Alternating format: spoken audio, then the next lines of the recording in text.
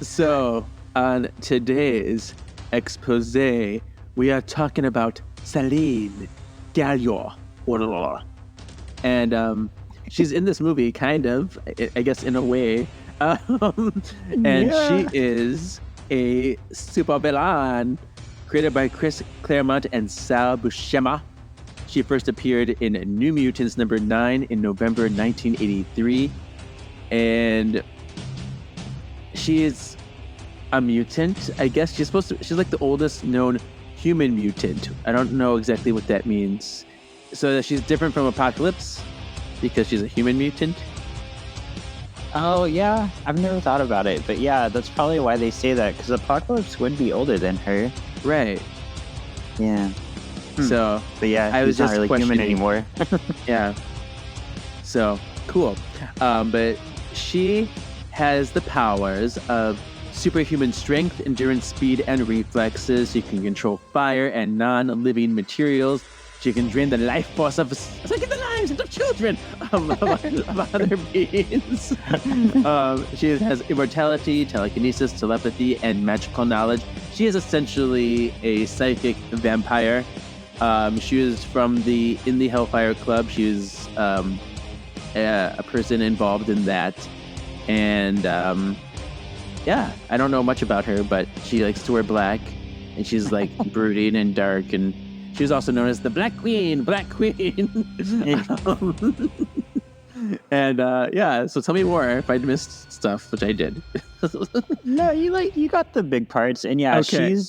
she's very much to me like Emma Frost, if Emma Frost was evil still, but like she's worse than Emma, even when Emma was evil, because she like kills people, and she's hell-bent on power. And one thing that I really liked about her is like there was one point there was like a sisterhood of mutants, and she was part of that with Madeline. Cute.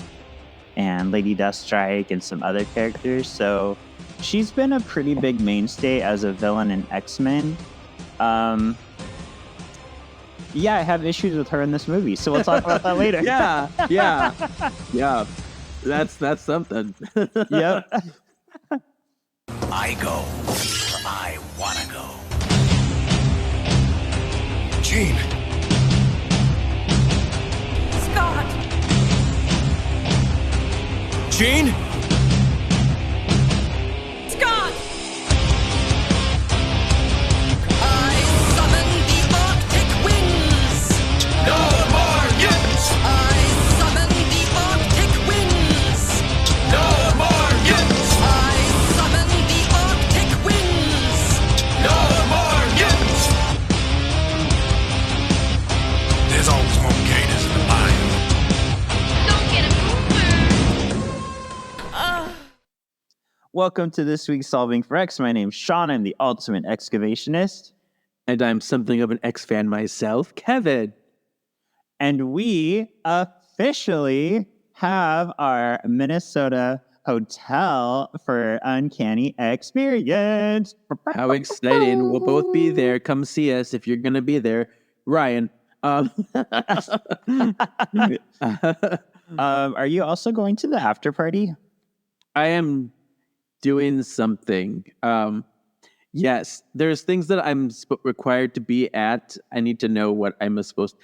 Okay, so let me just break it down for you a little bit. Because I'm hired to be a Cyclops, but he says he may also want me to be like a sexy, scantily clad boy for like the secret VIP Emma Frost after party. But then if I do that, then I don't go to this other party. So I'm like, I don't know what's happening. I'll be at something somewhere, somehow. Okay. Cool. So, yeah. Yeah, because I'm going to the after party, but I don't think Alan is. So Okay. We'll see what happens. Yeah, wherever I be, I'll tell you when I know. Okay. Well, and hopefully you there, Ryan Yorio, who's listening, are going to the after party. So I will not be alone if Kevin is busy. But we're not here to talk about the after party. We're here to talk about Dark Phoenix. The time has come. The time has come. I know. I can't believe we're almost through the movies already. We only have one more movie until Deadpool Wolverine. Right. And it would have been done a lot sooner if we didn't start 97. So Yeah. Yeah. So last week on our Previously On, we asked which X-Force do you want to see more of? Shatterstar, Zeitgeist, Bedlam, or Pete? How do you think this went down? I feel like the majority probably said Shatterstar. I feel like he's probably the most widely known, and knowing our queer friends and family, they probably really want to see that. So that's what I'm guessing. Because he's fucking hot. That Yeah. actor's hot. Yeah. So everybody agreed with you. Zeitgeist got absolutely 0 votes. Everybody's like, she nasty. We don't want to see her no more. Bedlam got 6% of the votes. Peter got 35%. And Shatterstar got 59%. So yes, we're queer. We're here. And we want more Shatterstar. So Dark Phoenix was budgeted at $200 million. Box office, it raked in $252.4 million. So it made its money back. Well, not really. Oh. Because there was reshoot costs and marketing costs that actually brought it over $100 million in the hole. Dang. Oh, yeah. Based on what I saw. I remember it tested really bad and they had to do like major reshoots. They had major reshoots. Yeah. And they pushed it back 1 million times and lots of problems. And there was like no marketing. No one came to see it. It made Secret Life of Pets 2 beat it in the box office. Like it was this whole thing that really underperformed. So. Isn't it crazy that they did massive reshoots and that's still the ending that we got? Yeah. Yeah. Oh my goodness. We will talk. We will talk. We will talk. All right. This released June 7, 2019, written, directed by Simon Kinberg. So I'm going to give a little history, but then also kind of get into my memory of this movie. So Simon Kinberg was very unhappy with how X-Men The Last Stand, or X3, came out because it was not his vision for Dark Phoenix. As you remember, if you listened to our episode on it, the Fox executives came in and said, we want Gifted. And Simon was like, we can barely do Dark Phoenix and you're making me do Gifted. And then they were like, we want to kill Cyclops. So they took control and made a shit movie. So Simon Kinberg wanted to kind of fix his error. He wanted to do Dark Phoenix right. And I remember thinking like, wow, this man's coming back to do it again. He's going to do it right. This is awesome. So me personally, after I saw the movie, I got really mad. I was like, you really came back to do it again and you made it just as bad. But I kind of learned on the back end, Simon had 2 movies planned. One where Jean turns to Phoenix and then one where she turns to Dark Phoenix. So he could try to like do the whole story. He wanted to do it justice. He wanted to bring in the Shi'ar. He wanted to like do the whole thing by the book because it's a great book. Yeah. But then since X-Men Apocalypse did so shit, Fox was like, well, if this movie did shit, then we're not going to make more movies. So that and the Marvel merger was like going to happen. So they cut it down to 1 movie. So Simon had to basically like combine both his movies into one, which is why this one's a little messy. Yeah. And he had so many plans. And the thing is, like, he is very well loved by the cast. A lot of the cast specifically came back because they were very excited to see his directorial debut. This was his first movie directing, but he had such a hand in the X-Men franchise up to this point, and the cast loved him. And I feel like he is a respectable guy. It just like didn't get the right cards dealt to him, and lots of factors that contributed to like just really shitty things. Yeah. So. And it goes to show like the studio really can like put a shit on your name. Like, because for years I thought this was Simon Kinberg's fault, but you know what I mean? Right. Like the average person, if you don't know the history, you're going to blame the writer director. Right.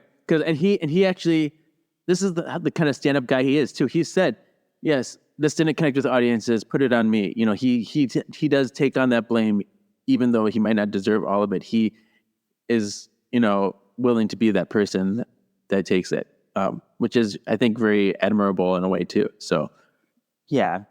And I guess you're right. Like, it is nice that he did that because in the end, it was still his turd sandwich. Mhm. But it was not fully in his control. So that's Right. cool that he's taking the blame, though, not just And being like a lot of this studio. was, right. A lot of this was because, I mean, obviously the merger, but Captain Marvel ruined a lot of things too. Because like he wanted to do the it was supposed to be the Hellfire Club first, then it changed to Skrulls, and then like, oh, I guess the Captain Marvel did that, so let's change this to Dabari. Okay. Like and Jessica Chastain was supposed to play Lalandra originally. I remember that. I remember them announcing she was going to be Lilandra. Yeah. And then they kept changing her character changed so many times over the course of it. By the time it's funny, she said that she didn't even know the name of her character until she saw the movie. That's Yeah, how because they crazy don't it was. say it in the movie. Well, they do. They say it like in like the language. It's like a subtitle where they say it. Okay. So I wonder, like, why didn't they just use the Shi'ar? Like, that would have fixed everything. I don't know.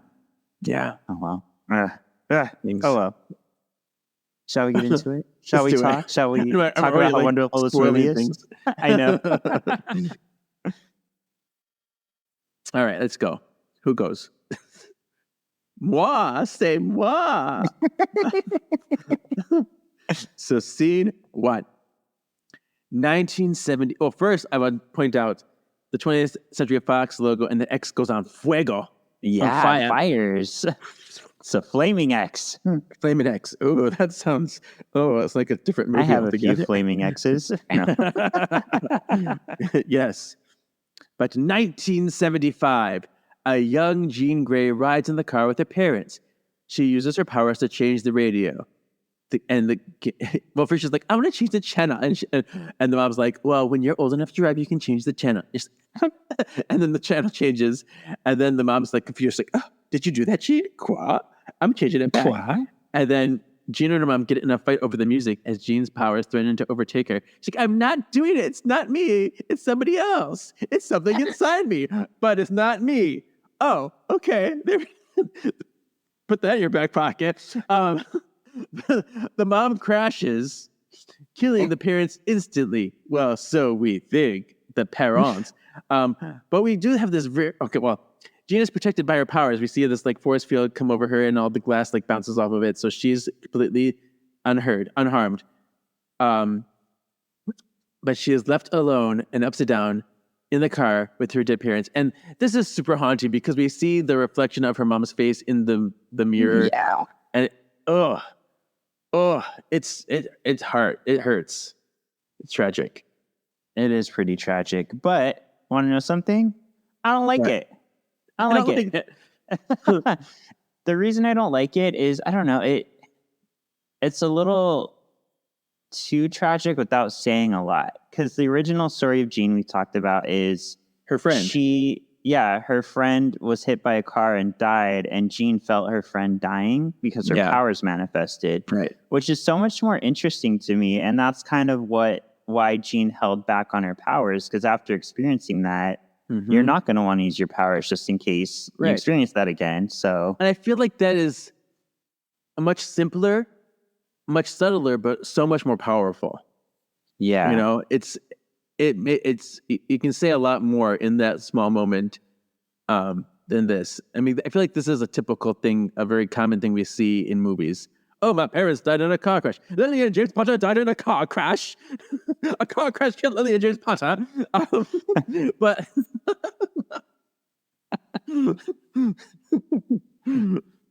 yeah. Yeah. Oh, well. I know why they did it, but I just don't like the choice. I know it's setting up Jean's like mental instability and like she has voices in her head, but I'll talk about that later. Baby Jean wakes up in the hospital to doctors wondering how she came out of the crash unscathed. The doctors bring in is not my love. Yeah, that's what I was going for. That's good. Okay, go ahead. Sorry. The doctor bring in Wheels, aka Charles Xavier, to talk to her. Xavier invites Jean to his school. Jean agrees to go with him. Once they get to the school, though, Gina's uncomfortable with staying at the school because she's dangerous. Charles talks her into staying because he can fix anything she breaks. This was pretty sweet.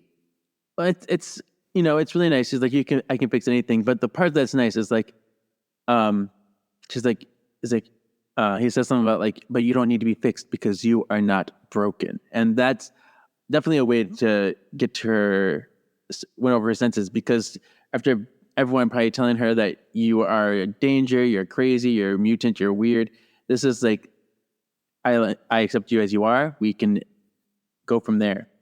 And that's a really nice moment. So yeah, it really is. Say, I'm still in the movie at this point. This is still, we're okay. We're okay. Well, and this was one thing that I noted between X-Men The Last Stand and X-Men Dark Phoenix is I feel like both of them do have like a good start to them, and they kind of just go off the rails. Right. Yeah, because The Last Stand did start pretty good too until that Cyclops moment. Then it's like, oh no, everything's ruined. But yeah, here we have differences. Oh, is it me? Okay. Yep. I'm just talking. At NASA in 1992, the year Aladdin came out, the Endeavor also the year the X-Men animated series started. And Yes. the Endeavor blasts into space. That's a rocket. As the rocket leaves, the control room loses their satellite feed just after something shows up on it. Xavier is called by Nixon to take action to save the shuttle. Mystique leads the team to go on a space mission. Beast, Storm, Jean, Cyclops, Quicksilver, and Nightcrawler suit up to go to space. They take off in the jet. I do love that there was a little uncertainty here, because I think this was their first time ever going to space. This is like, what? We got to do this? It's a whole new adventure. So, yeah. I know. And I think it's the scene where we first see them in their outfits. I hate their outfits. They're so ugly. That's the new X-Men suits or whatever, right? Yeah, they're modeled after new X-Men, but like they don't look good. Like the X just doesn't look. It looks like a blob. They're not straight. They're lopsided. They're weird. They should have just used the beautiful outfits from the end of Apocalypse. I know. Those are so beautiful, and you can see where they were inspired from, but also modernized, and yeah. Mm-hmm. Yeah. So first mistake, Mr. Too Kinberg. Too expensive. Probably. You're right. I do have a question about Beast. Mm-hmm. Because he's just blowing it up. He's like, oh, time to go into space. I'm going to turn into Blue Beast. Does he have control over it now? Or is he just takes the serum when he feels like? I'm just confused about when he can transform. You know what? That makes two of us. Because, it's not something he can do in the comics, and they don't explain it in the movie, like why he's just able. I think it's probably budget. They probably just didn't want to put him in makeup all the time. But yeah, there's no explanation or anything. He just suddenly is able to control it, apparently. Yeah. It's like, oh, time to go into battle. I'm like, what? Like, that's not how it works. You're taking your serum to stop the transformation, and I can see if you don't take the serum how he turned, but there's no way to, I don't know. Yeah, and that's kind of the whole tragic story of Beast is he tried to cure himself from being a mutant, it made him worse, and now he's stuck that way, and he has become okay with it. He's proud of it. So right. Yeah, lazy.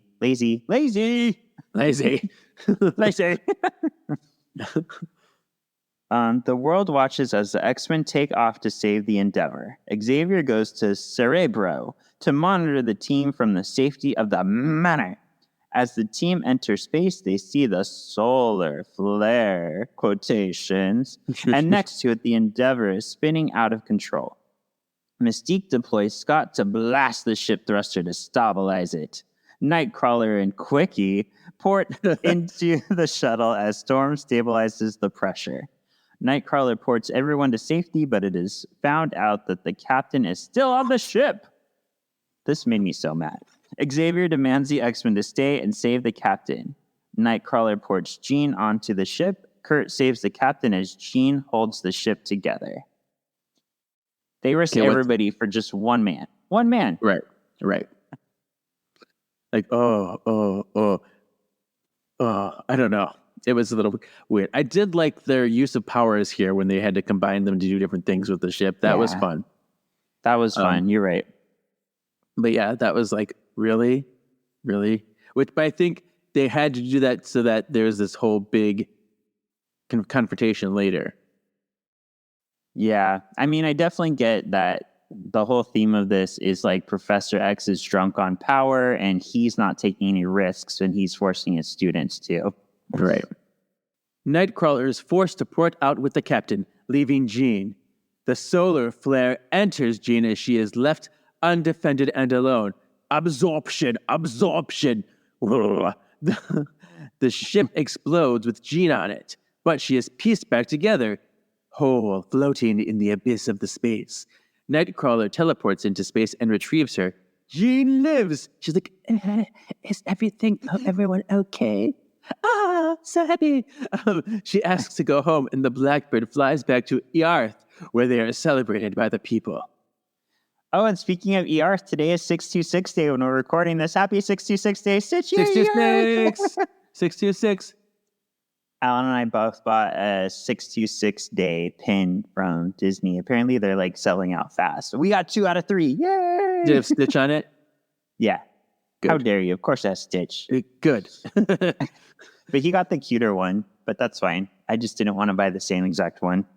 Yeah. Here's my first problem. All right, hear me out. So the whole reason the Phoenix goes into Jean and wants to possess Jean is because it sees her sacrifice, it sees her bravery, it sees her love for her other fellow mutants and for Scott. And that's the reason why it's attracted to her and possesses her. So I already have a problem in the fact that Jean is portrayed in the movie as a pawn. Professor X says, go do this. And she's like, okay. So there's not really any reason for the Phoenix to want to go to her because she's just following orders. Right. There's so many things with this Phoenix. We'll get to it. I mean, Yeah, I don't want to I know. say so many things. I don't want to say too much right away, but yeah. There's no motivation. And there's no explanation for what the Phoenix is. It's like, I'm a space energy. I'm a space blob.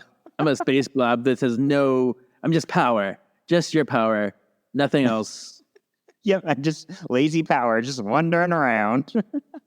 And yeah, always leave it at that for now. Okay. Yeah, okay. I know, I have so much I want to say too, especially with the Phoenix, but yeah. I'm holding it in. But yes. All right, back at the manor. The other students celebrate the X team. Xavier asks Jean how she's feeling. She tells him she feels fine. Jean goes with Beast to be examined. Mystique confronts Xavier about how close of a call it was for Jean. Mystique privately tells Xavier that he's putting the team into more and more danger just to make headlines. Mystique tells Xavier it's time to change their name to X-Woman, since the women are the ones saving everyone. Get it, mama. Boxy Cleopatra. No, Boxy, what's your Boxy Love? Foxy Love, yeah. Boxy Cleopatra's Beyonce. It's a totally different thing. But anyway. But yeah, that was really nice. Well, this is where you see how it's weird. Xavier is so committed to his dream that he's not even trying to get it the right way. He's just trying to stay in humanity's good graces. So to keep humanity happy, he's going to sacrifice his own people to save them so that they like them. Like, yeah. Really? That seems so juvenile for Xavier. I don't know. Yeah, it's a little much for him. Yeah. In the infirmary, Beast begins playing doctor with Jean. Beast is perturbed at the readings. Jean's power is now off the charts, and he has to build an even better machine. Jean tells Hank she feels fine and leaves. Jean goes to hang out with Scott. Alone in their room, Jean tells Scott she feels great, better than ever. Okay, better than ever. And first of all, I was looking at this, I'm like, okay, Nicholas Hoult is so cute. And I just keep thinking, I know I said this before, but he'd be such a better Cyclops. He looks like James Yeah. Marsden to me. Like Ty Sheridan's lips are too puffy to be Cyclops. Like, like no, I'm like fine. You can you kind of fit it, but it's not like you have this person here who looks so much like James Marsden, who's tall and slim. I don't understand why they didn't cast him as Cyclops. But okay, it's fine, whatever. I don't care. Yeah, and Nicholas Hoult as Beast. Like Beast has always been, big brawny Big guy. up- Like that's part right. of his power. It So doesn't they got fit. the skinniest person ever. Yeah. I just think he would look so good in the visor. Like he just would. But whatever. Yeah, you're right. fine. He would. I can picture it. Yeah. And they treat him like he's the leader anyway, so might as well. All right. Later that night, lights descend from the sky as a group of yuppies are having a dinner party. The host hears the dog, Luna, barking and goes back to check on her. Aliens come from the woods and one shapeshifts into the host. The alien returns to the party and starts killing bitches for reasons, because that's what happens. I totally forgot about this alien part. I was like, what the hell is this? Who are these people from out of the woods? Are these I am Groots over here? I was so confused. Yeah. So here's something that, like, I'll give it to the movie. It's interesting that this is the Dabari, because I don't know if you remember, but that's who the Phoenix annihilated their planet. Yeah. Yeah, and that's canon to the comic. She did kill the whole Dabari planet, so it's kind of cool that we get like a different story. But also, I'm like, you wasted a lot of time setting up that they're shapeshifters, that they're killing bitches. Like, why didn't they just come to Earth and like be them? And why don't you just use the Shi'ar? That's Lilandra. Like, I don't know why so much time wasted on this. Right. Yeah. I don't know. Yeah. All right. Back at the manor, the students party as Dazzler puts on a light show and she sings singingly. Jean and Scott are amongst the students enjoying the party. Scott goes to get more drinks because Jean be thirsty. Yeah. I need another. He runs into Storm and Kurt, who are worried about Jean, and Storm does nothing but make ice. Ooh, I'm Iceman now because you don't have Iceman yet. And then inside the manor, Mystique and Beast are watching the party. Mystique wants to leave the X-Men, but Beast wants to stay. So these are where the rumors were that Taylor Swift was going to play Dazzler, and I was surprised that the X-Men fandom actually like hated this idea. Like, I remember there's a lot of like disdain over this. I think this was when we were in like a I hate Taylor Swift phase, which I never understood because I always liked her. She's always been a cool person. But that's why I'm excited, because the rumor started here. I could see Ryan Reynolds like making this joke come full circle and making it happen. So I'm holding out. There's also the connections because Taylor Swift is like besties with Blake Lively, who's married to Ryan Reynolds. It's like they got the connections. They know they can easily get her in there. Oh yeah, easily. She would say yes to them in a heartbeat. Yeah. It's like, okay, I'll sing. I'll put on some makeup. I'll do some sparkles. One thing I didn't like about Dazzler here, like, she looked cool. She looked like Dazzler. I like the way the powers look. I just didn't like how her singing was so auto-tuned sounding, because like she's supposed to be singing live. Yeah. Like, in my headcanon, I'm going to say it's part of her powers that's affecting it, but I don't know. It should have just been her voice. Yeah. Right. And we get a quick cameo. Did you blink and miss it? Come out, wherever you are. Don't worry about us, Dingo. We'll make sure we can. Cameo. I did blink and miss it. I love Blink. We got Blink.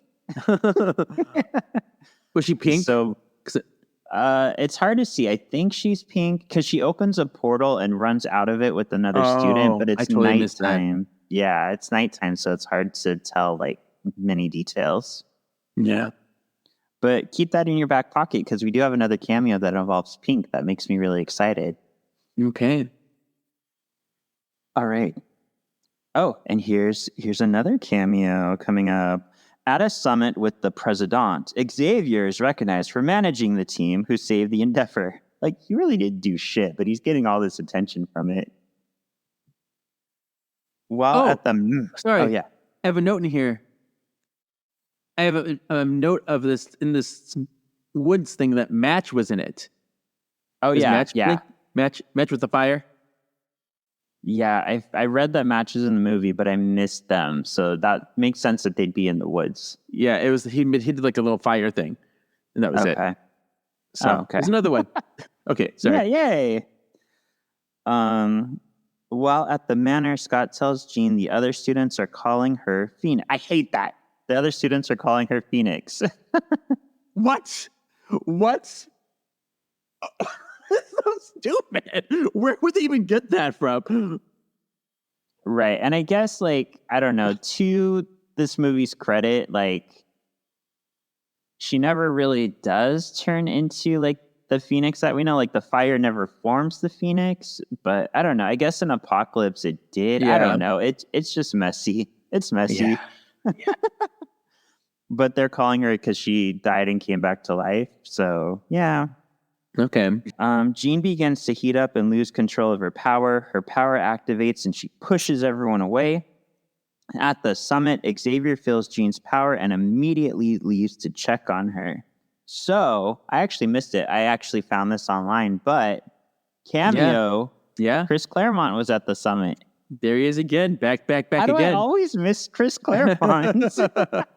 And there's also bonus features of this where they're in that whole summit scene. He's talking about it. He's saying, "Oh yes, if anybody can make this epic, it's these people." I'm like, oh.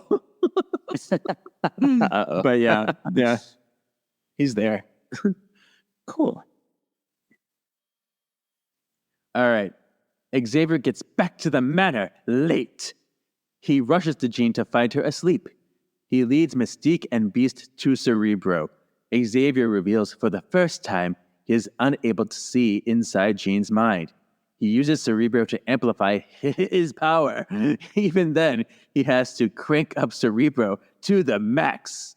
Xavier admits to Mystique and Beast that he tweaked Jean's mind as a child to help suppress her power.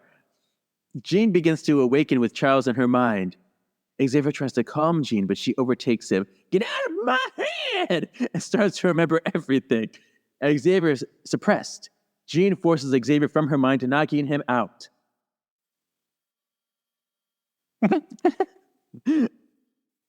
So which is it, movie? Which is it? Thank you. That was my main thing too. Thank you. Make up your mind. Why is it both? Why? What is this? Okay. Okay, good. I'm glad I'm not alone there. So Scott rushes upstairs to check on Jean. She doesn't remember anything since blacking out at the party. Jean feels she's too dangerous and needs to leave. She keeps going on about her father being alive and needing to see him. When Scott tries to get Jean to stay, she knocks him out with her power.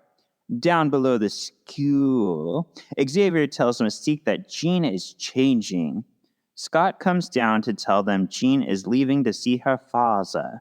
Xavier seems alarmed. He prepares to go after her. Should we just, get the shit turd out of the way and talk about it? Okay. Okay.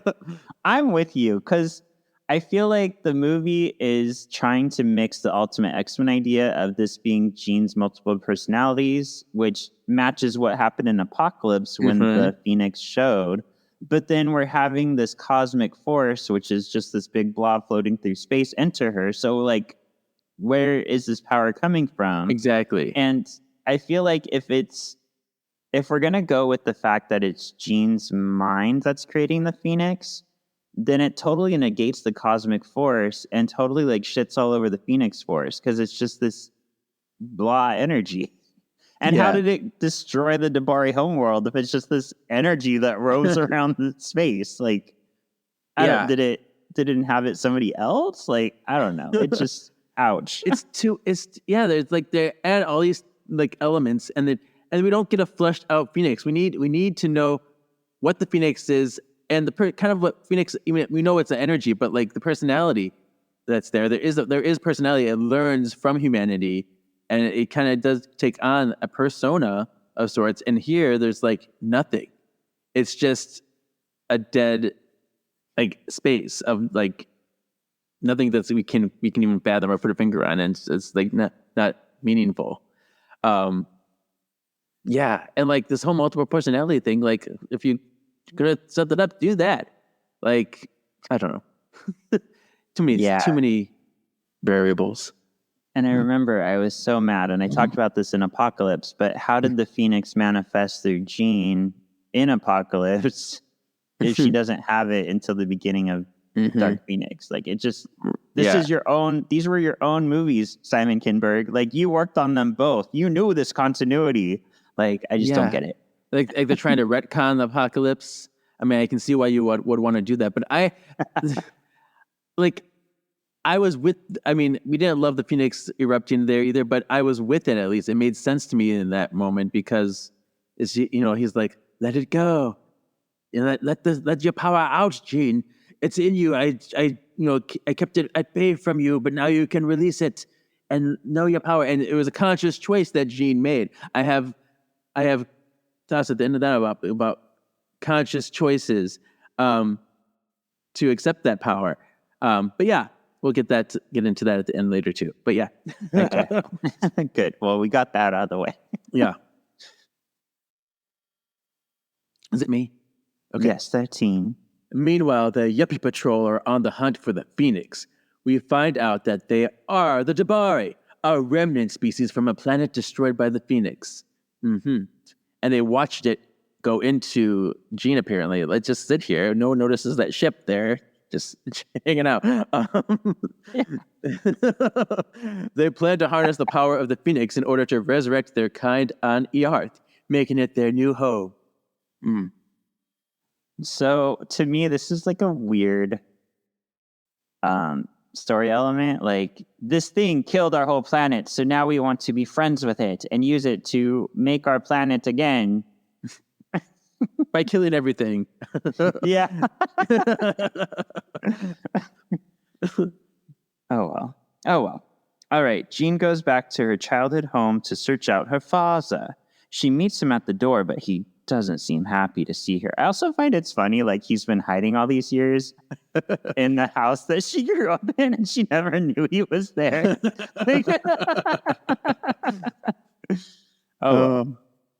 The X-Team race in the Blackbird to catch up to her at her home. Inside her old home, Jean is reveling in her memories while her dad seems uncomfortable. Jean's dad goes to get her water while Jean looks in on old photos. Jean's eyes go fiery. Her dad returns and she confronts him about never looking for her. Jean reads his mind and finds he didn't want her. Her dad invites Jean in to remember that she killed her mother. So yeah, we see, like, she knocked her mom out while she was driving, and that's what caused the car to crash. Oh, I didn't okay. I wasn't sure what happened. I thought she like did some kind of weird telekinesis, and she like got overwhelmed with something else and distracted and went over. So okay, but she got knocked out. Which, again, is Jean's her evil other that's already inside her, but... Right, because in that scene she says, it's not me. She says, it's not me. Making it clear that there's another personality in there somewhere. Whether it's bipolar or what, or another force, that's up to be determined. But still, we know that there's something else, not just her. Yep. Why do write continuity in your script, please, people? So how do you feel about her father? What are your feelings about him? They did him dirty in this. I get where he's coming from. Like, I'd be scared too if I had a kid who was that powerful. But I also don't buy that any dad would just be like, I'm scared of you, I never want to see you again. Like, that's a lot. I don't know. Yeah, because they do try to paint him as like this bad guy for not like seeing his daughter and like hiding away, which, it is a terrible thing, a shitty thing to do, especially for a daughter to be like, you didn't come looking for me, you didn't want me. That's hurtful and, terrible for a father to do. But at the same time, I totally understand why he would do that. If your daughter killed your wife that you love so much and you are fearful for yours. I mean, there are scary children in this world, and you don't know is this intentional? Is she gonna come after me? Have you seen that whatever that Superman movie that with that stupid demon kid and all these horror, like they exist. So I don't blame him for being fearful. So yeah, it's hard to really put blame on anybody. True. A quick. The house begins to shake. Jean's dad begs her to stop. She tells him it's not her. The X-Men. It's the X-Men. The X-Men. It's the X-Men. What's the X-Men? The shaking? Like the house is shaking because of the X-Men. Oh, okay. Okay, good. Now that's squared away. I'm like, I don't know what we're talking about. She leaves the house to greet them. Xavier leads the team to confront Jean. Scott takes point and begs Jean to come back to him. Police show up and they set off the Phoenix. The X-team lock into battle with Jean. The team is no match for the power of the Phoenix. Xavier freezes everyone but Phoenix and Mystique.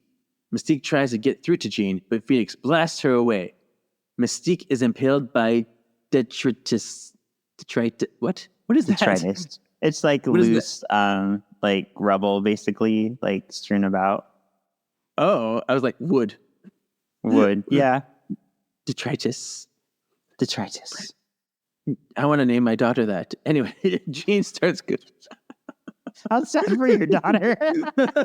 I named you after loose rubble strewn about. I also really liked the name Chlorine. If nobody knew what Chlorine was, it'd be so pretty. That's true. Anyway, Jean starts crying at what she has done and flies away. Beast holds Mystique as she slowly dies.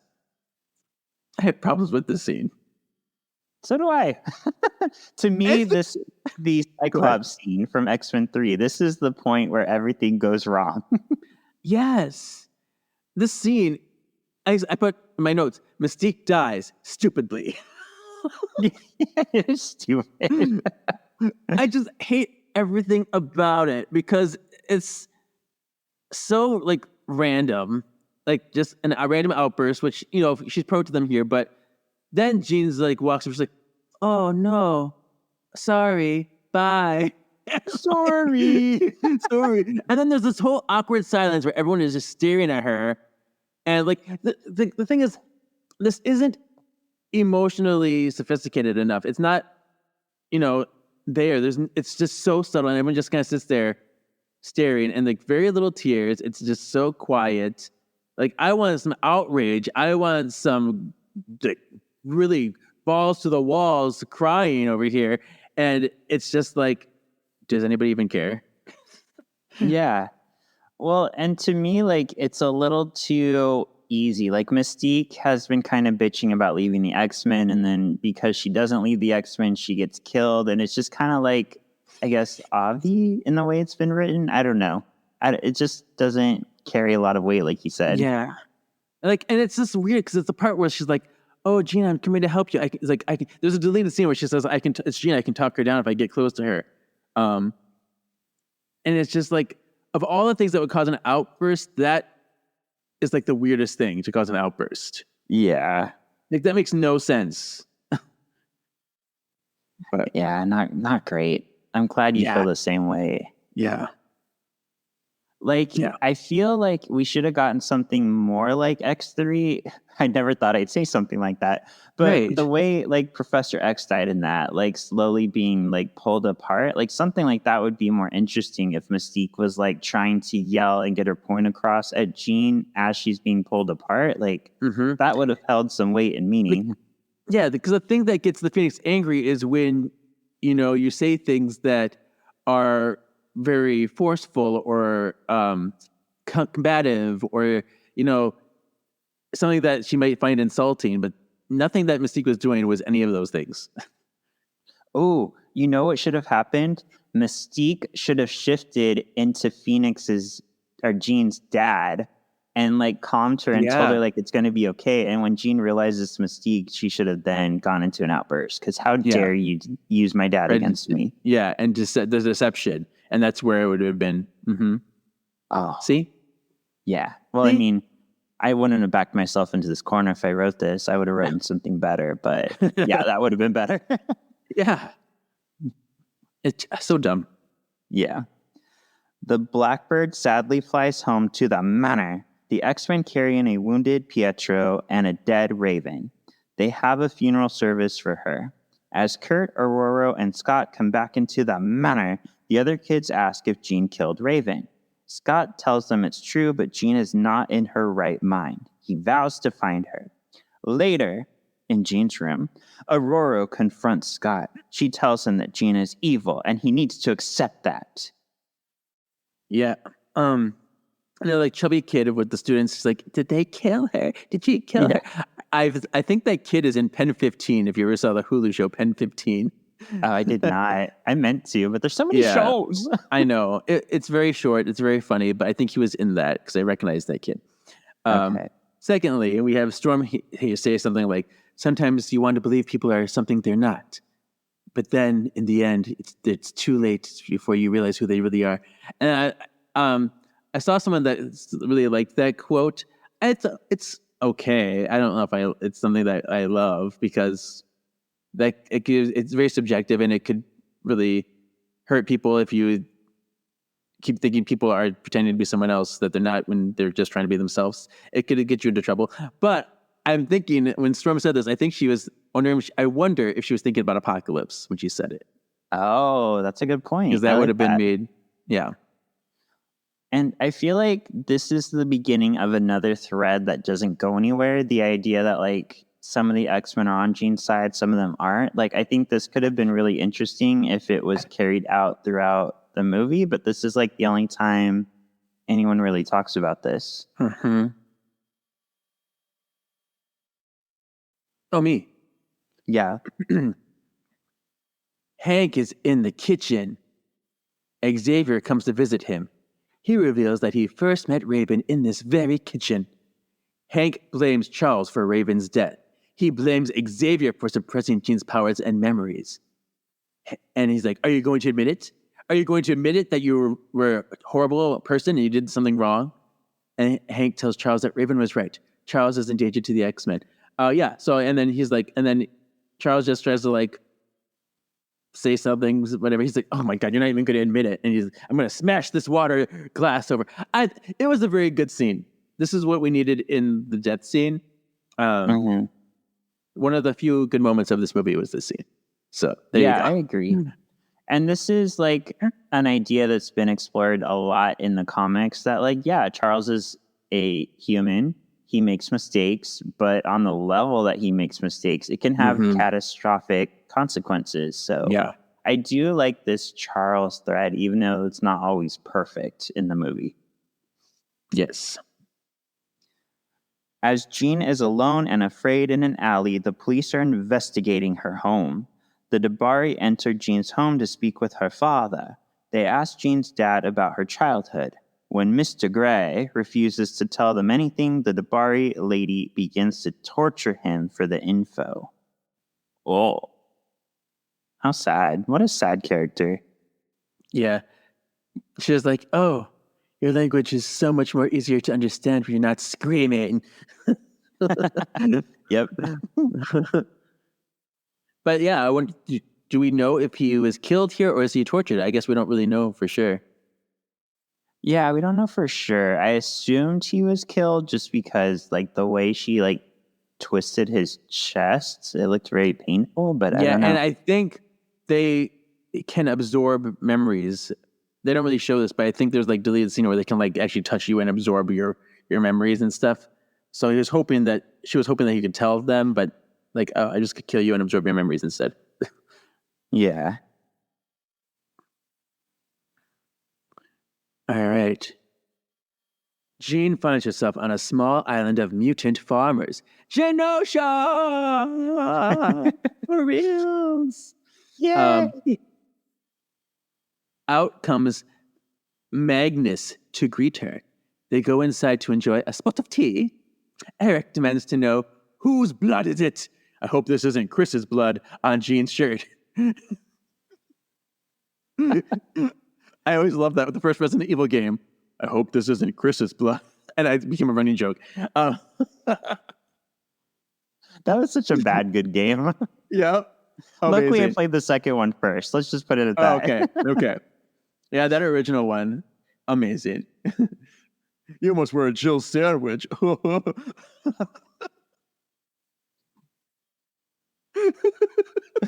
no. Oh, God. Anyway, off topic. Jean avoids the question, whose blood is it? I don't want to say. She asks Eric to help her to stop hurting people. Eric once more asks, whose blood is it? Jean begins to get angry and Eric pushes her to lose it. Just then a mutant announces military is incoming. Eric goes out to confront the army men. They've come for Jean. A helicopter powers back on. It's Jean for no reason. Yeah. Why come out to begin with? But okay. She destroys one chopper. Eric tries to protect the second from her. She's like, I want to make it fly. And Eric's like, no, I want to keep it grounded. And we just stand here like this. For way too long, both of us. Eric does his best, Arnold impression, yep. And tells the men to get to the chopper. Get to the chopper. Go. Yeah, he uses his power to blast them to safety. Jean turns on, how dare you stop me from making that thing fly away and explode. He demands for her to leave. You crazy bitch. Yep. All right, so in this scene, we have our next cameos. Come out, wherever you are. Don't worry about us, Dingo. We'll make sure we can. Cameo. So this is where we first see Celine, who I did not recognize. I had to look her up because she looks nothing like how Celine looks in the comics. Nothing. And this is another example of, I feel like, this movie using a character in a way that's nothing like the character. Because, yeah, this is this ancient evil who, like Emma Frost, she only joined the Hellfire Club for her own ends and means. So the idea of her bowing to any man, or anyone for that matter, is very uncharacteristic for Celine. This is just, they were just like, let's use this mutant because they're a telepath. Yeah. And then Ariki is the name of the guy with the dreadlocks who can control his hair. The problem with him is this is based on a character named Red Lotus, who was actually created by Chris Claremont and drawn by Salvador Larroca for Extreme X-Men. And Red Lotus was very much like Warpath. He had enhanced superhuman strength, senses, all that kind of stuff, kind of like Wolverine without the healing factor in the claws. Okay. But he could not control his hair like this. So basically, Simon Kinberg just really liked the look of the character, but wanted to make his power more flashy. So he gave him like the hair whipping back and forth power, and then ended up just naming him something new since it's not the same character anymore. Yeah, I'm trying to think of other characters. Like, doesn't Medusa from Inhumans have that power where she's like, I can grab things with my hair? Yeah. And it reminds me of Sindel from Mortal Kombat. She uses her hair. Yeah. And there was that other one that that kung fu movie, Forbidden Kingdom, right? With the witch hair. She's like, whoa. Yeah, you're right. Yeah.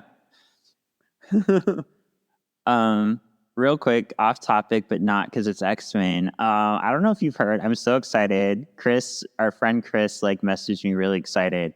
I don't know if you saw, but they're putting out a whole collection of the old arcade games. So X-Men Battle of the Atom, X-Men vs. Street Fighter, X-Men vs. or Marvel vs. Capcom 2, all those old fighting games. And then the Punisher arcade game. All right, random. I think it's because they're all the Capcom arcades. Yeah, they're putting I will them be all playing that one. It's fine. I'll still play it. I'll try it. But yeah, definitely going to get if I have time. Yeah. The news reports on the government cracking down on dangerous mutants after the Jean Grey incident. Xavier tries to reach Nixon, but the line has been disbanded. Xavier slams down the phone and has a memory of telling Jean he can fix anything she breaks. Yeah.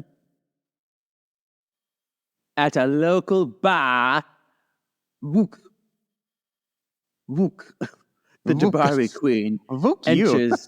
Yeah. Oh, fuck me, fuck you. Or That's those your Austin second Powers Austin characters. Powers I reference, know. yeah. I know. I haven't seen those movies in years, but some things just stay with me. It's crazy. Mhm. All right. The Dabari queen enters and meets with an old man. And she sits next to the old man and she's like, "Hello, Jean." Oh, gasp. How did you know? Vuk panders to Jean's darker nature. She encourages her to let the phoenix be free. I have a fun little tidbit here.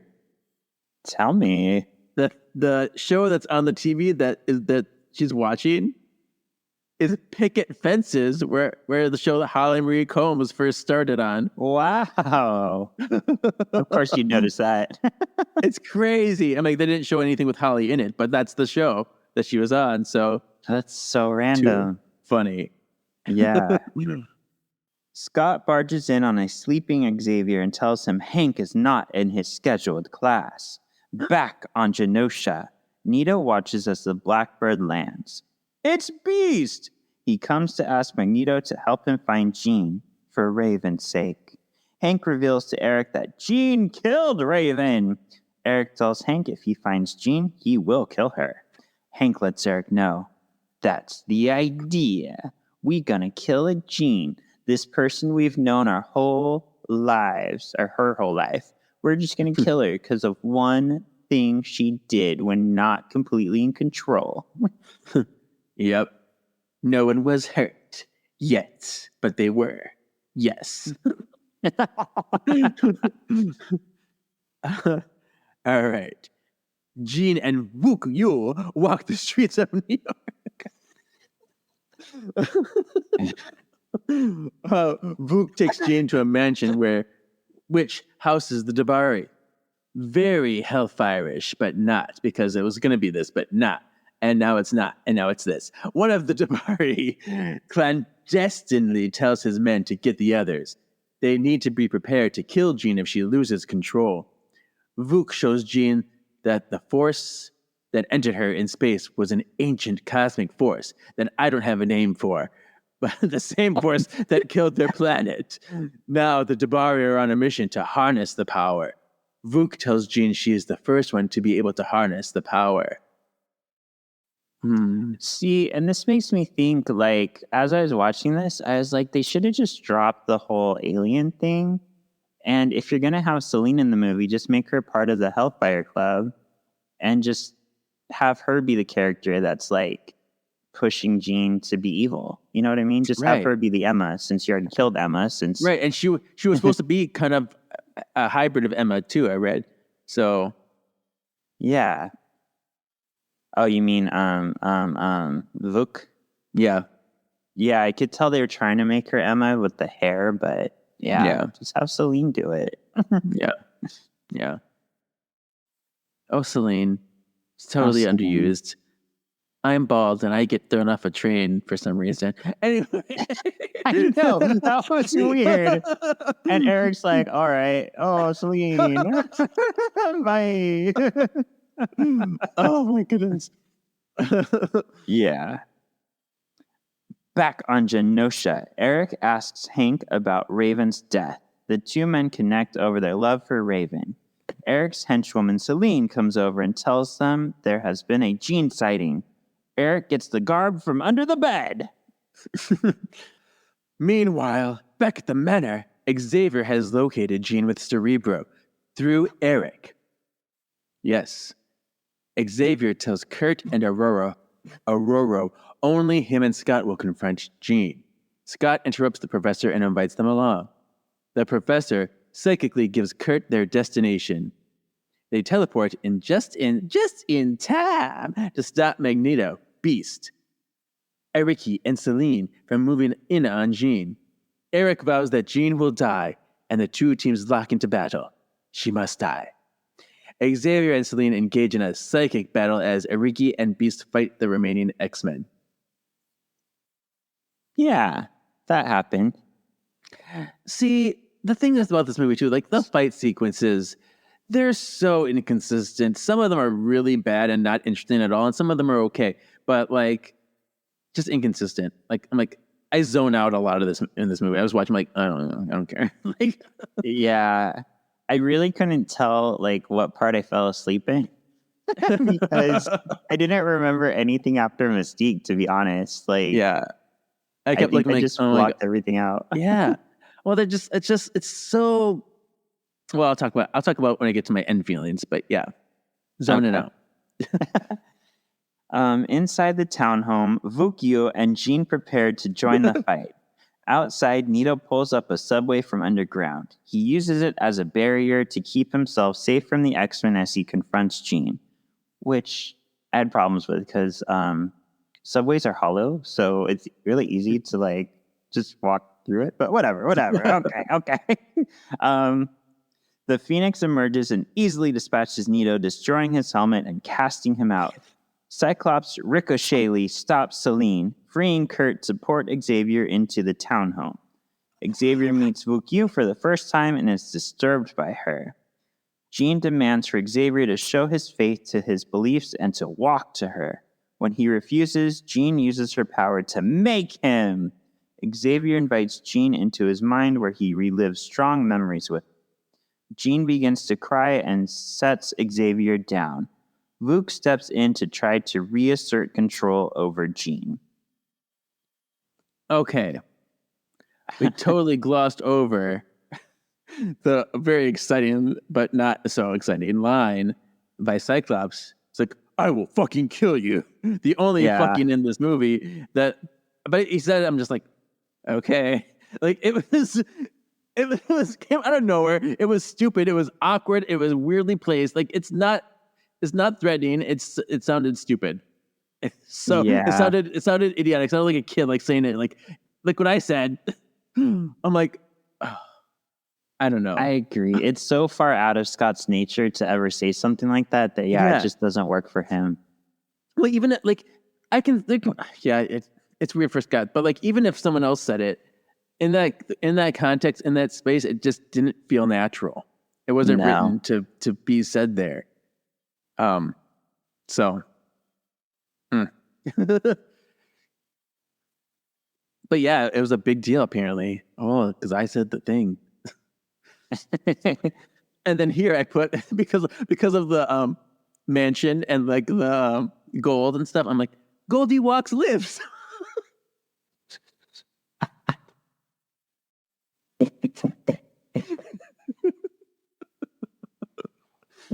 Wow. There you go. There you go. Walk to me. This was actually like a good scene to me. Like it was dramatic seeing her be like, live your truth. If you can make anything happen, fucking walk. And she makes him walk. And then like the way he has to use his memories to bring her back. Like I thought this was a strong scene. Yeah. Armed forces arrive and move in to take down Jean. While inside Jean, inside. Okay, never mind. Well, inside, Jean tries to give up the cosmic force to Vuk. Who's inside Jean? I don't know. Oh, it's the Phoenix! The rise of the Phoenix! Okay. The cosmic force, goes into Vuk, who vows to take over the earth. Yeah. She's like, and like, is this possible? Can't someone just like touch her and take it out of her? I don't know if that's real. Like, I know it could be absorbed into other things, but it has to be like, doesn't have to like to choose to do that, or I don't know. Yeah, it seems like right here, Jean is choosing to let it go into Vuk. Okay. But yeah, I don't know. The only other time we've seen something like this is with the Phoenix 5. Yeah. And that was because they each already had the Phoenix power, so they could take it from each other. But yeah, I guess because Jean is allowing it to happen, it can. Okay. But you would think the Phoenix would be like, I don't want to. Right. It's like, I don't know this bitch. Yeah. New And then, body, like- who this? Right. Yeah. And then Charles is like, no, you're going to destroy. Oh. And he's like, yes, I will destroy everything. He's like, and then I thought this was interesting because he says, let go of her so he can stop absorbing her, the thing, which is interesting because it's the exact things he said to her in Apocalypse when he wanted her to release the Phoenix. Let go, Jean. I don't think that was on purpose, but it's still a fun parallel. That is unplayer. Yeah. Oh, I didn't finish this sentence. Sorry. The cosmic force goes into Vuk, who vows to take over the Earth. Outside, Storm and Beast are taken down stupid easily by men with guns. Scott eludes their shots and blasts his way into the building. He shoots Jean and Vuk Yu apart. Scott goes to Jean's side, but she's unconscious. Outside, the military men put dampening power collars on the X-Men. They come back. Look at that. They enter the building and capture the remaining team. So, fun fact, this is the movie that originated the power dampening collars. We had never seen them before this movie. I'm just kidding. Right.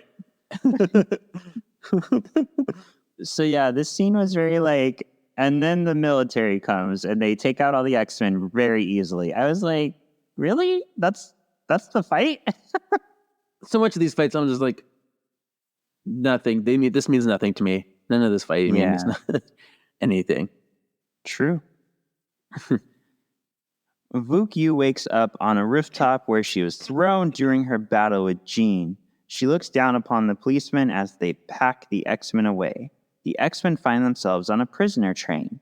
Xavier tries to appeal to Nito and Beast about Jean's better nature. Jean lies unconscious on a slab.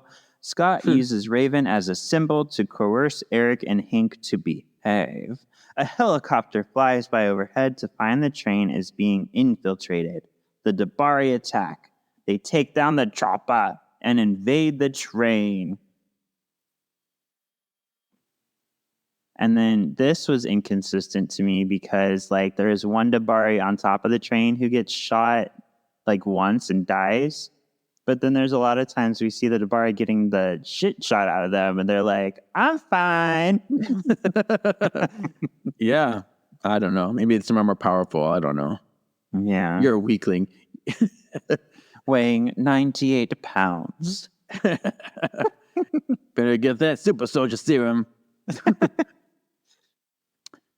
The X-Men break free from their shackles and stand. That's because that guard's like, okay, I'll let you loose. Because my kid loves Nightcrawler. My kid used to look up to you, but now I hate you. It's like, oh, but hey, your kid liked us for a reason. You can help us. It's like, okay, these bitches be scary. I'm going to let you out.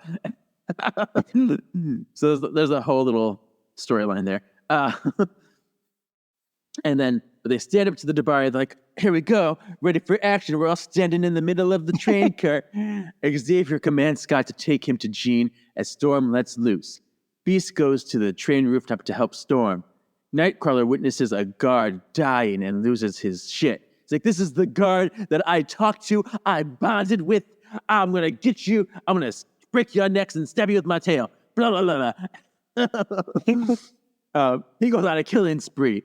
And Xavier reaches Jean and desperately tries to wake her. Yeah, Storm does really nothing in this movie at all, except for make ice and throw lightning a little bit. Eric ends the battle by squishing the Dabari in a train and flinging it away. Goodbye. So I didn't like this Nightcrawler scene. It's very un-Nightcrawler. Right, that's what I thought. I'm like, he does not get like this. Yeah. Like he's a good fighter, but not like bloodthirsty. Yeah, and like nobody even talks about the fact that, oh, Nightcrawler, you just won against our credo and like killed a bunch of people. Like, what's going on? I guess you better start putting some more scars on your body after this. Yeah. I mean, I will say it was really cool seeing him teleport in front of the train and leave the guy there. Like, Yeah. maybe just that one would have worked, because then you're getting revenge on the Dabari who killed the specific Right. person that you're. Yeah. But Right. yeah, this was too much. Yeah. Vuk joins the battle by jumping onto the train. She takes down Hank and easily dispatches Storm. Storm is pretty lame in this. She gets taken down so much. So dumb. Yeah. Nightcrawler tries to take out Vuk, but she quickly handles him as well. Vuk comes across Nito. He uses his power to surround Vuk with guns, and they fire into her like a Trump rally. And she's like, oh, I love it. Take me. I'm going to take Yeah. all these Oh. bullets. Oh. So much penetration! Who was the actress that plays Storm again? Alexandra Shipp. Chip. Yes. I remember she commented about how she's like, this is why I'm never coming back to the X-Men, because they done Storm dirty and I don't feel like I'm doing anything. Yeah, okay. they really did. And it sucks because she's gorgeous and makes such a good Storm. But yeah, they didn't do anything with her. Yeah. All right. Xavier enters Jean's mind where he meets her as a young child. Jean tells Xavier she forgives him. Oh yeah, he's like, I'm sorry, whatever that I did this to you. And she's like, I know. Back in the really real world, the X-Men continue to battle Vuk. Jean wakes up just as Vuk Yu reaches her. She flies up off of her slab and protects the X-Men as she spins the train into the sky, dismembering it. She's like, I'm going to protect my family. And everyone's just like, we're in bubbles, floaty, floaty, floaty. Ooh. Whee! Glinda. Oh. The X-Men emerge from the wreckage mostly unscathed. They find Dark Phoenix waiting for them. The Dabari attack, but Jean splodies all of them, one at a time. A Dabari sneaks up on Jean and stabs her. She heals instantly and explodies him. Vuk Yu comes to join the party. She grabs Jean and, for reasons, starts to absorb more of the Phoenix Force. Jean overwhelms Vuk with the power. It grows too big and starts to unmake Scott. Seeing Scott, Jean reasserts control and flies up with Vuk and destroys her, absorbing the rest of the Force into herself. Jean flies up into space and splodies into a giant phoenix. The X-Men watch from Earth as the bird flies off into space. I don't like it. No. Because, like, the whole thing with the Phoenix is she's only tempered by Scott's love for Jean. And we don't really get to experience that. We see him unmaking, but we don't really see, like, no, I love you. No, he's just like, Jean, what the hell? I was like, oh, I'm so sorry. What's up, bro? What are you doing? Scott is so stupid in this movie too. So many people are so stupid in this movie. Yeah. I hate everyone. I really do. In this, sorry, jumping ahead. I just hate everyone. Okay, go ahead.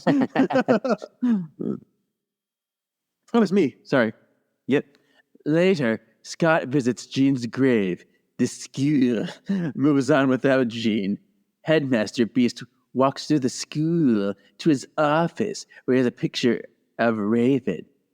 Oh yeah, and then we see Scott put the new sign. Ooh, it says Jean and Xavier School. Ooh, yes. Okay. Elsewhere, we see Xavier is enjoying himself at a cafe in Paris. Eric comes to visit him with that age-old chess set. Eric offers a chance to start fresh at a new home. Overhead, a phoenix flies through the sky. I have some notes about this scene. Tell me. There's that one scene when she just defeated Vuk Yu that she says, my emotions make me strong. I know someone commented on that earlier that they really like that moment, and that is nice because she's like, your emotions make you weak. No, my emotions make me strong. And I think that is something that is very nice to have, but we should have seen it throughout the movie. We should have made that more of a thing, make that more heart-wrenching. Just stating it is not enough. I need to see it throughout the movie. So thanks for having it in there, but no thanks because you did it wrong. Yeah, too late. Yeah. But then we see the scene. I was getting turned on in the scene. Oh, no. Because we see like little buff Xavier in his little chair, like his arms all hanging out, his chest all that. I'm like, okay. And then we see Magneto come in with his beautiful scruff and beautiful eyes. I'm just like, I need a porn right now. He's like, I'll go easy on you, which is like what he did say that in one of the other movies. I'll go easy on you. Like, really? Okay, I'm gonna see more. Oh, one game. Can I play the game? Like, I was just feeling it. The scene. But did you notice the cafe was called Vieux Copain? What's that? Oh yeah, it's French. You don't know French, but in French that means old friends. Oh, how cute. Yeah. Now, remember I told you keep in your back pocket a cameo that has to do with pink? Are you ready for it? Okay. Come out, wherever you are. Don't worry about us, Dingo. I'll make sure we can. Cameo. Quentin Quire walks What? by in the school.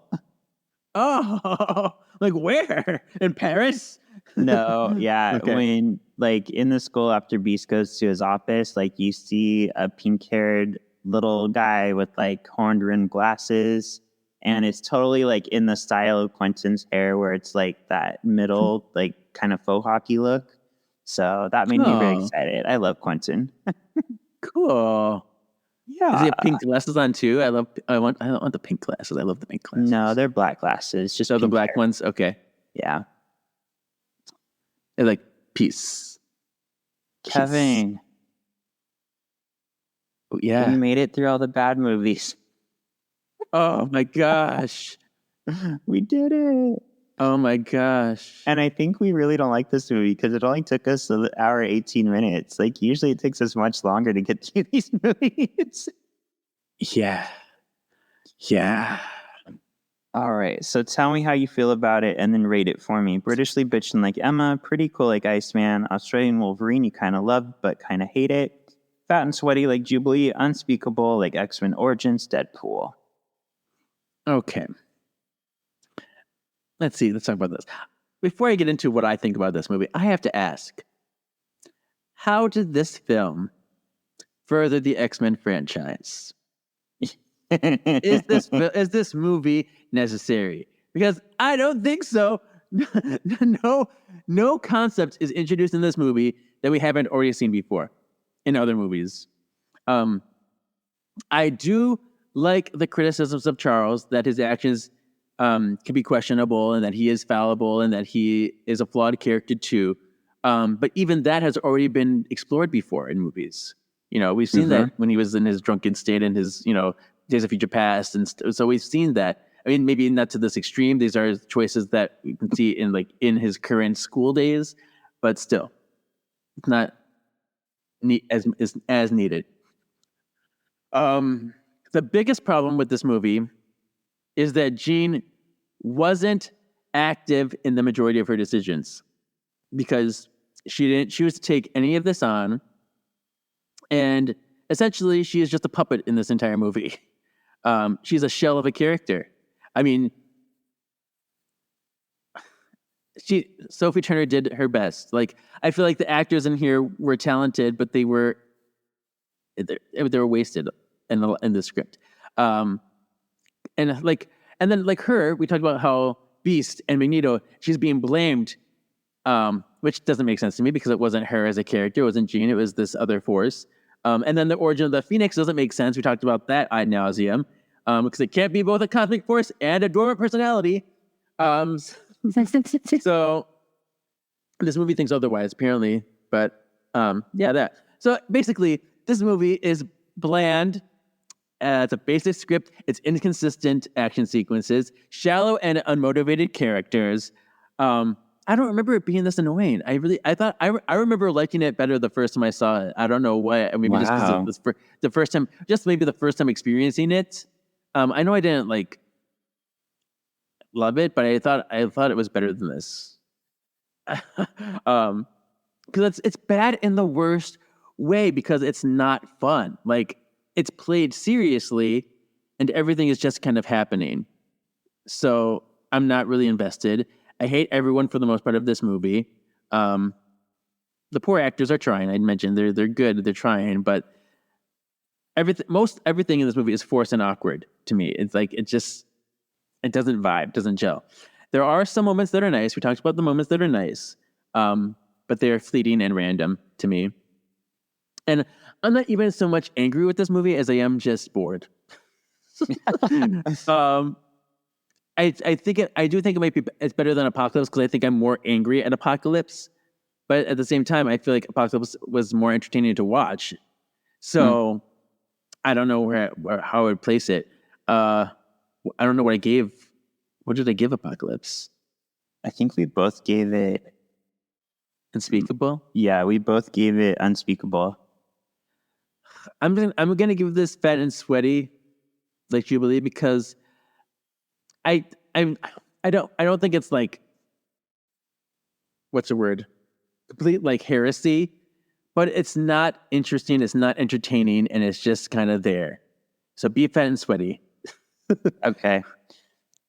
Yeah, one thing I noticed that you didn't really touch on is Luke and the Dabari are the most boring villains. Like they purposely have no emotion, but there's nothing interesting about them. Yeah, and that's what I mean. Everything about this movie is bland to me. Yeah. It includes them in there. They suck. And I actually kind of wish that this movie stuck to the ultimate X-Men idea of Phoenix being a multiple personality that's kind of ambiguous. Like, we don't know if the Phoenix exists or not. There's a legend that it's the core of our Earth and it's trying to come back through Jean. That's more interesting to me than what we got. Like, not knowing what this cosmic power actually is or what it's with. Yeah, this movie doesn't even make sense within itself. I had the opposite reaction where the first time I watched it, I thought it was worse than it actually was on this watch through. Yeah. Not to say I liked it, though. I also gave it Fat and Sweaty like Jubilee, which is on par with our X-Men The Last Stand, because I feel like they both don't do well in different ways. Yeah. I don't know. Maybe does Simon Kinberg not understand the Phoenix? Was it the studio that just kind of ruined his vision of the Phoenix? I don't know, but we're still just not getting this whole, like you mentioned earlier, the Dark Phoenix is a product of people trying to use and control her power and which drives her crazy. And we still don't get that. It's just this ambiguous evil that inhabits Jean that might we don't understand multiple personality. Right. And there has to be something that the Phoenix admires in Jean to want to go into her. It's something that she finds admirable in the good Phoenix. And yeah, he did want to make it 2 movies initially where it was going to have the good Phoenix and then go to the dark side, which is what you really need to do for this movie, for something like this, because it is that grand. And he did say he wanted to have it more on a grounded, emotional, character-based level. But even that is squandered. Yeah, it did not happen. You take away the action and you don't give us any character development. Or like all the characters seem so fake to me, even though the acting is good.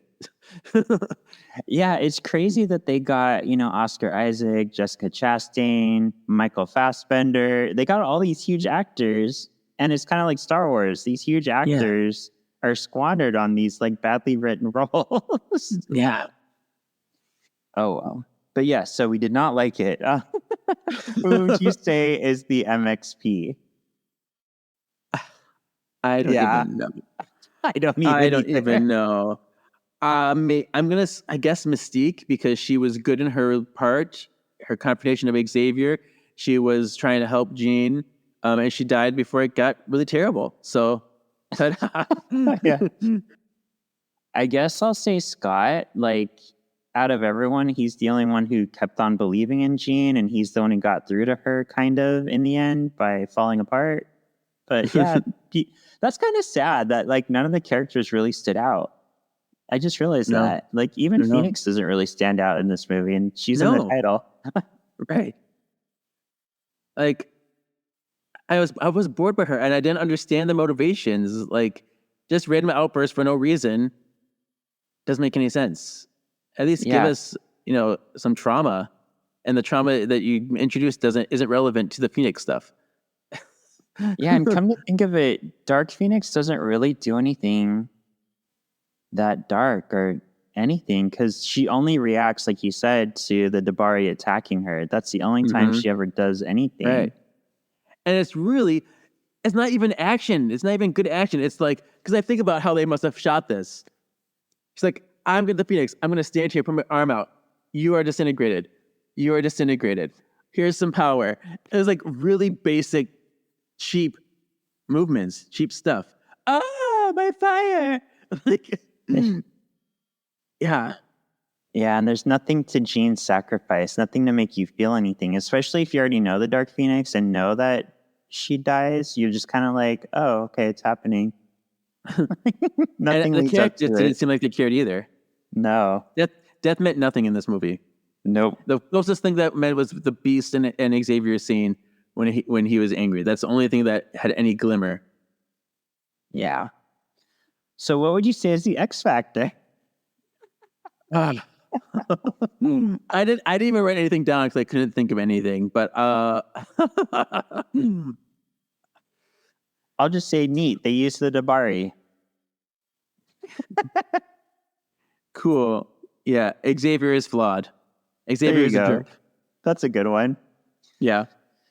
All right. And previously on, so who was a better Dark Phoenix? Famke Janssen or Sophie Turner? It's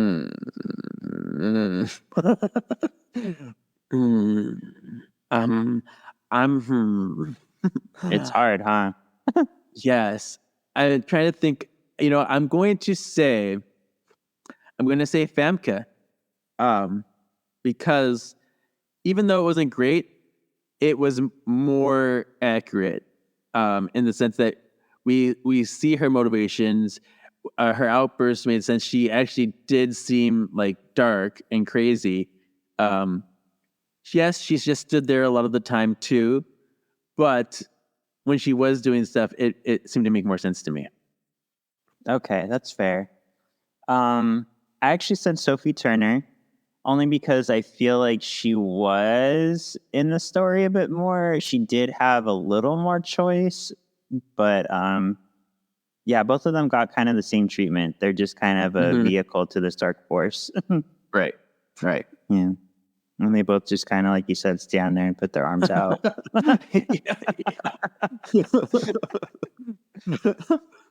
All right. Next up is X-Men, The New Mutants. Well, I guess it's just The New Mutants. I don't know why I put X-Men, The New Mutants. I probably just deleted Dark Phoenix. But yeah, we'll talk about that one. And I know this movie got a lot of flack. I don't think it deserved as much as it did, but we'll talk about how we feel about it next week on our last in the movie series until July. Ooh. Which is next week. 2 days. Oh my goodness. I know. That's crazy. All right. Where can the people find you? Yes, you can follow my personal Instagram, KJEEZY87, and go to the other podcast that Shawn and I host, Words of the Witches. That's on Instagram, Facebook, Instagram, YouTube. I said that already. Whatever. You that's like I want to say the other one. Whatever. Yeah, Words of the Witches. It's cool, charm stuff. We're talking about witchcraft more in this current episode. So yeah. And you can find me on Shawn Perrette on Instagram. That'll lead you to my book, to other podcasts like Hanging with the Hollowells, Once Upon a Cult, or The Marvelous Galaxy of Disney, and my other projects. And Sexy X's, look out for tomorrow, well, or maybe yesterday, depending on when we release it. X-Men 97, the 4th comic, is out, and we give our read-through on it and our take on it. Yeah. I just realized the title of this, Dork Phoenix. Yeah, Dork Phoenix. You're welcome. I usually pride myself on reading those, and I didn't even look this time. So there you go. How dare you. Dork Phoenix, out. Out. Thank you for listening. Bye.